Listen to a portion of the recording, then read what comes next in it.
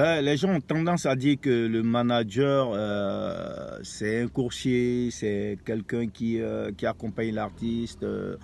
Non, tout ça là fait partie du rôle du manager. Tout ceci fait partie du rôle du manager. Si vous n'avez pas les moyens de mettre en place une structure capable de gérer l'artiste, le manager est censé tout faire. Qui doit faire le travail à sa place? Voilà, mais si vous avez une structure qui est bien en place, c'est-à-dire si vous avez un staff, quand vous voyagez avec tout ce staff, je pense que le manager va se concentrer uniquement sur son rôle. Mais généralement, les artistes, soit ils voyagent sans manager, soit même quand ils voyagent avec le manager, c'est pas le manager qui a discuté le deal, donc du coup, il n'est pas en position de force. Du coup, le manager, il est généralement là pour l'accompagner et tout. Mais si tu mets le manager à sa place, il est obligé de se former, il est obligé d'apprendre, il est obligé de s'entourer de personnes.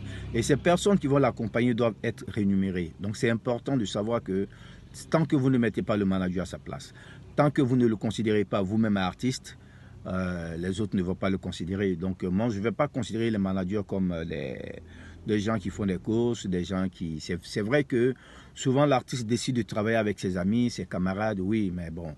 Même quand tu travailles avec tes camarades, tu les mets à leur place, tu leur dis de se former, tu leur dis, bon, écoute, c'est ton boulot, tu dois organiser ceci, tu dois faire cela. Donc, il met une équipe en place.